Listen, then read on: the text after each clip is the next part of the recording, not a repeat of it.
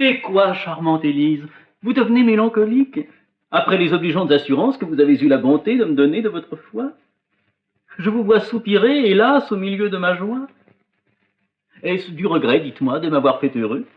Et vous repentez-vous de cet engagement où mes feux ont pu vous contraindre? Non, Valère, je ne puis pas me repentir de tout ce que je fais pour vous.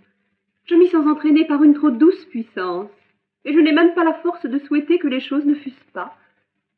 Mais à vous dire vrai, le succès me donne de l'inquiétude, et je crains fort de vous aimer un peu plus que je ne devrais.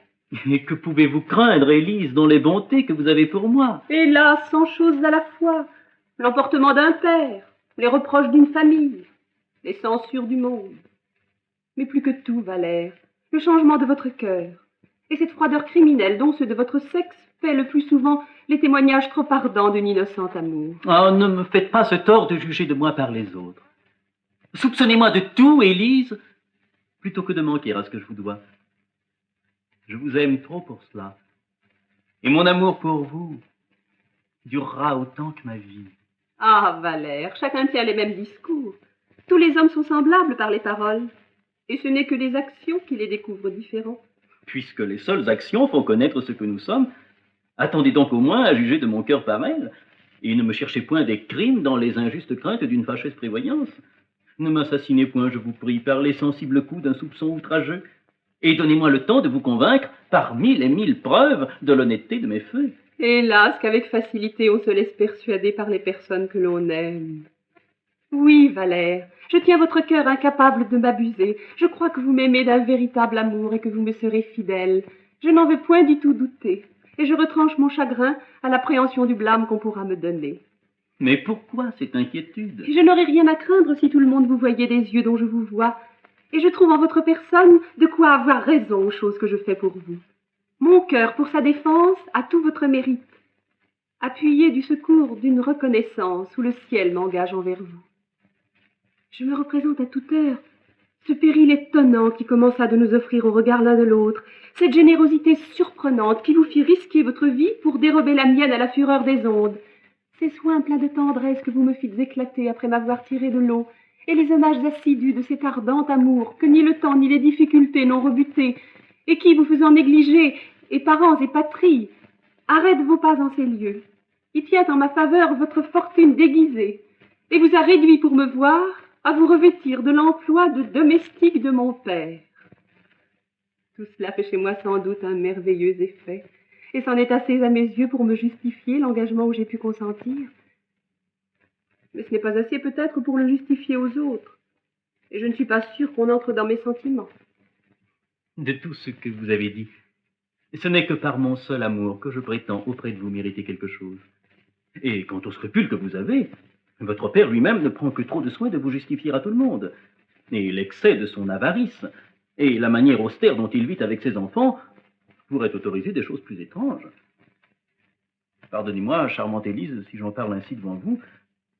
Vous savez que sur ce chapitre, on n'en peut pas dire du bien. Mais enfin, si je puis, comme je l'espère, retrouver mes parents, nous n'aurons pas beaucoup de peine à nous les rendre favorables.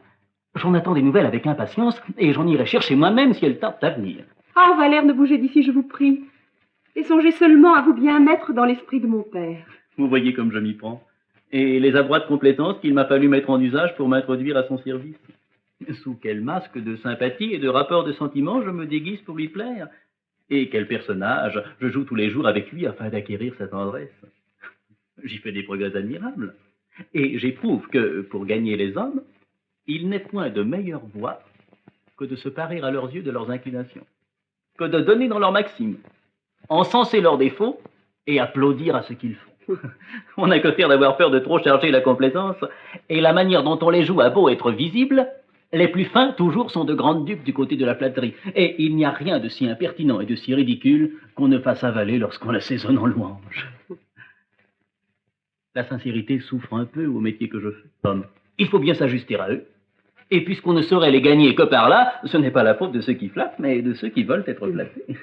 Mais que ne tâchez-vous aussi de gagner l'appui de mon frère en cas que la servante s'avisa de révéler notre secret? On ne peut pas ménager l'un et l'autre. Et l'esprit du père et celui du fils sont des choses si opposées qu'il est difficile d'accommoder ces deux confidences ensemble. Mais vous, de votre part, agissez auprès de votre frère. Et servez-vous de l'amitié qui est entre vous deux pour le jeter dans nos intérêts. Il vient. Je me retire. Prenez ce temps pour lui parler. Et ne lui découvrez de notre affaire que ce que vous jugerez à propos. Je ne sais si j'aurai la force de lui faire cette confidence. Je suis bien aise de vous trouver seule, ma sœur. Et je brûlais de vous parler pour m'ouvrir à vous d'un secret. Me voilà prête à vous ouïr, mon frère.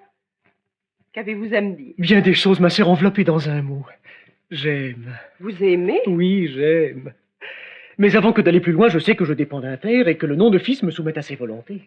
Que nous ne devons point engager notre foi sans le consentement de ceux dont nous tenons le jour, que le ciel les a fait les maîtres de nos vœux et qu'il nous est enjoint de n'en disposer que par leur conduite, que, n'étant prévenus d'aucune folle ardeur, ils sont en état de se tromper bien moins que nous et de voir beaucoup mieux ce qui nous est propre, qu'il en faut plutôt croire les lumières de leur prudence que l'aveuglement de notre passion, et que l'emportement de la jeunesse nous entraîne le plus souvent dans des précipices fâcheux. Je vous dis tout cela, ma sœur, afin que vous ne vous donniez point la peine de me le dire, car mon amour ne veut rien écouter, et je vous prie de ne me point faire de remontrance. Vous êtes-vous engagé, mon frère, avec celle que vous aimez? Non, mais j'y suis résolu. Et je vous conjure encore une fois de ne me point apporter de raison pour m'en dissuader. Suis-je, mon frère, une si étrange personne? Non, ma sœur, mais vous n'aimez pas. Vous ignorez la douce violence qu'un tendre amour fait sur nos cœurs. Et j'appréhende votre sagesse. Hélas, mon frère, ne parlons point de ma sagesse. Il n'est personne qui n'en manque, du moins une fois en sa vie. Et si je vous ouvre mon cœur, peut-être serai-je à vos yeux bien moins sage que vous. Oh, plutôt ciel que votre âme comme la mienne. Finissons auparavant votre affaire et me dites qui est celle que vous aimez. Une jeune personne qui loge depuis peu en ces quartiers et qui semble être faite pour donner de l'amour à tous ceux qui la voient. La nature, ma sœur, n'a rien formé de plus aimable. Et je me sentis transporté dès le moment que je la vis. Elle se nomme Marianne et vit sous la conduite d'une bonne femme de mère qui est presque toujours malade, et pour qui cette aimable fille a des sentiments d'amitié qui ne sont pas imaginables. Elle la plaint, la serre et la console avec une tendresse qui vous toucherait l'âme. Elle se prend d'un air le plus charmant du monde aux choses qu'elle fait, et l'on voit briller mille grâces en toutes ses actions, une douceur pleine d'attrait, une bonté tout engageante, une honnêteté adorable, une... Oh, ma sœur, je voudrais que vous l'eussiez vue. J'en vois beaucoup, mon frère, dans les choses que vous me dites. Et pour comprendre ce qu'elle est, il me suffit que vous l'aimez. J'ai découvert sous main qu'elles ne sont pas fort accommodées, et que leur discrète conduite a de la peine à étendre à tous leurs besoins le bien qu'elles peuvent avoir. Figurez-vous, ma sœur, quelle joie ce peut être que de relever la fortune d'une personne que l'on aime, que de donner adroitement quelques petits secours aux modestes nécessités d'une vertueuse famille. Et concevez quel déplaisir se met de voir que par l'avarice d'un père, je sois dans l'impuissance de goûter cette joie, et de faire éclater à cette belle aucun témoignage de mon amour. Oui, je conçois assez, mon frère, qu'elle doit être votre chagrin. Oh, ma sœur, il est plus grand qu'on ne peut croire. Car enfin peut-on rien voir de plus cruel que cette rigoureuse épargne qu'on exerce sur nous, que cette sécheresse étrange où l'on nous fait languir, et que nous servira d'avoir du bien s'il ne nous vient que dans le temps où nous ne serons plus dans le bel âge d'en jouir. Et si, pour m'entretenir même, il faut que maintenant je m'engage de tous côtés, si j'en suis réduit avec vous, à chercher tous les jours le secours des marchands pour avoir moyen de porter des habits raisonnables. Enfin, j'ai voulu vous parler pour m'aider à sonder mon père sur les sentiments où je suis. Et si je les trouve contraires, j'ai résolu d'aller en d'autres lieux avec cette aimable personne, jouir de la fortune que le ciel voudra bien nous offrir. Je fais chercher partout pour ce dessein de l'argent à emprunter. Et si vos affaires, ma sœur, sont semblables aux miennes, et qu'il faille que notre père s'oppose à nos désirs, nous le quitterons là tous deux. Et nous affranchirons de cette tyrannie où nous tient depuis si longtemps son avarice insupportable. Il est bien vrai que tous les jours, il nous donne de plus en plus sujet de regretter la mort de notre mère et que... J'entends sa voix. Éloignons-nous un peu pour achever notre confidence et nous joindrons après nos forces pour venir attaquer la dureté de son humeur. Oh, ici, foutez-le et qu'on ne réplique pas. Allons, que l'on détale de chez moi. Maître juré Filou, vrai gibier de potence. Je n'ai jamais rien vu de si méchant que ce maudit vieillard et je pense, sauf correction, qu'il a le diable au corps. Tu murmures entre tes dents. Pourquoi me chassez-vous? C'est bien à toi, Pandare, à me demander des raisons. Sors vite, que je ne t'assomme. Qu'est-ce que je vous ai fait? Tu m'as fait que je veux que tu sortes. Mon maître, votre fils, m'a donné ordre de l'attendre. Va-t'en l'attendre dans la rue. Et ne sois point dans ma maison planté tout droit comme un piquet à observer ce qui se passe et faire ton profit de tout. Je ne veux point avoir sans cesse devant moi un espion de mes affaires.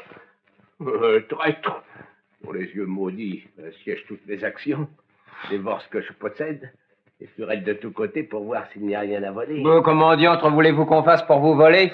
Êtes-vous un homme volable quand vous renfermez toutes choses et faites sentinelle jour et nuit? Je veux renfermer ce que bon me semble. Et faire sentinelle comme il me plaît. Nous espérons que vous avez apprécié cet aperçu. Pour continuer à écouter ce livre audio sur Google Play Livres, utilisez le lien dans la description de la vidéo.